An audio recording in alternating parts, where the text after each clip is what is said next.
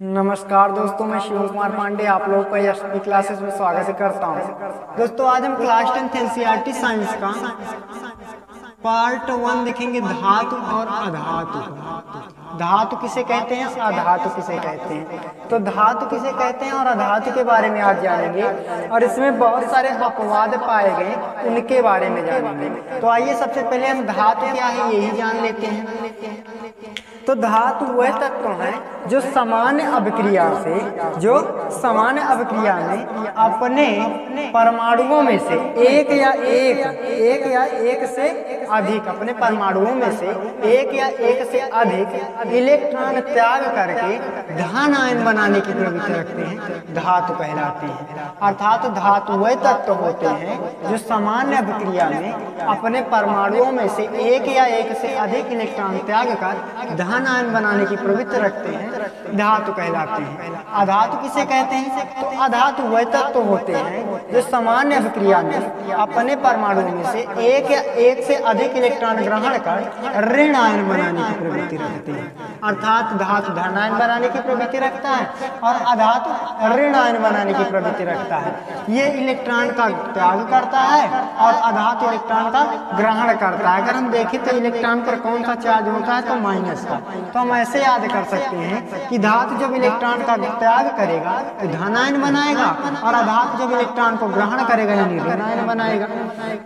आइए इसमें कुछ देखते हैं। जैसे धातु ठोस अवस्था में होती है, धातुएं जो होती हैं वो ठोस अवस्था में पाई जाती हैं, लेकिन इसमें कुछ अपवाद भी पाए गए। जैसे सीजियम हो गया, फ्रेंसियम हो गया, गैलियम हो गया और मरकरी, ये द्रवीय अवस्था में पाई जाती है। तो ये धातु पर ठोस अवस्था में ना होकर ये द्रवीय अवस्था में पाई गई। और जो अधातुएं होती हैं ये तीनों अवस्था में पाई जाती हैं, अर्थात ठोस में भी पाई जाती हैं, द्रव में भी पाई जाती हैं और गैस में भी पाई जाती हैं।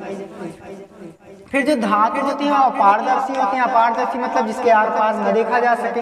और अधातुएं जो होती हैं पारदर्शी होती हैं, अपारदर्शी भी होती हैं और पारभासी भी होती हैं। पारभाषक भी होता है, यानी जिसके आर पार देखा भी जा सका, नहीं देखा भी जा सकता और कभी कभी देखा भी जा सकता है। उसके बाद आता है सुचालक, यानी धातुएं जो होती है ऊष्मा की और विद्युत की सुचालक होती है, यानी इसमें ऊष्मा और विद्युत का सुचालक यानी धारा का प्रवाह हो जाएगा। और ये क्या होती है, कुचालक, अर्थात इसमें धारा का प्रवाह नहीं होगा, यानी विद्युत और ऊष्मा का प्रवाह नहीं होगा। धातुएं जो होती है तन्यता होती है, अर्थात इन्हें बढ़ाया जा सकता है, इन्हें लंबा किया जा सकता है, परंतु ये तन्य नहीं होती, इन्हें लंबा नहीं किया जा सकता, यानी फैलाया नहीं जा सकता। धातुएं जो होती है चमकीली होती हैं, धातुएं जो होती हैं चमकीली होती हैं, परंतु अधातुएं चमकीली नहीं होती हैं, अर्थात इसमें किसी प्रकार की चमक नहीं पाई जाती। कुछ अपवाद है, जैसे ग्रेफाइट, आयोडीन, हीरा, ये चमकीले होते हैं और हैं अधातु लेकिन चमकीले होते हैं।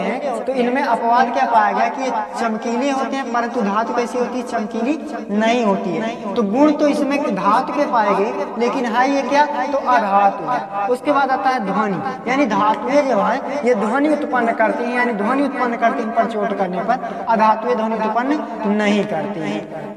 तो धातु किसे कहते हैं, तो धातु किसे कहते हैं, तो भैया धातु वह तत्व जो सामान्य अभिक्रिया में अपने परमाणु के एक या एक से अधिक इलेक्ट्रॉन त्याग कर धन आयन बनाने की प्रवृत्ति रखते हैं, धातु कहते हैं। और जो ऋण आयन बनाने की प्रवृत्ति रखते हैं उन्हें अधातु कहते हैं। धातुएं ठोस अवस्था में पाई गई, कुछ इसमें अपवाद है, जैसे सीजियम, फ्रेंसियम, गैलियम और मरकरी, द्रवीय अवस्था में पाई गई।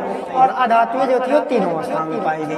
अपारदर्शी का मतलब ये हुआ कि धातुएं अपारदर्शी होती, इनके आर पार नहीं देखा जा सकता, लेकिन धातु में क्या हुआ, इसमें अपारदर्शी भी था, यानी कुछ वस्तुएं ऐसी थी जिनके धातु थी जिनके आर पार देखा भी जा सका, और कुछ धातुएं ऐसी थी जिनके आर पार नहीं देखा जा सका। इसमें ऊष्मा और विद्युत का सुचालक हुआ, जबकि इसमें कुचालक हुआ, अर्थात विद्युत और ऊष्मा का प्रवाह नहीं होता। जैसे आप कभी भी एक सरिया ले लीजिए और उसको एक तरफ से टेम्परेचर देंगे तापमान, तो दूसरी तरफ टेम्परेचर अपने आप बढ़ता हुआ चला आता है।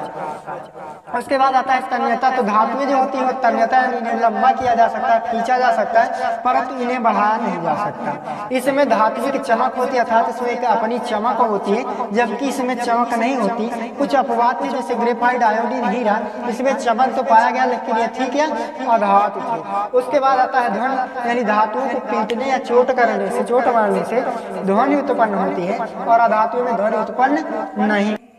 न थके कभी पैर न कभी हिम्मत हारी है, हौसला है जिंदगी में कुछ कर दिखाने का, इसलिए अभी भी सफर जारी है।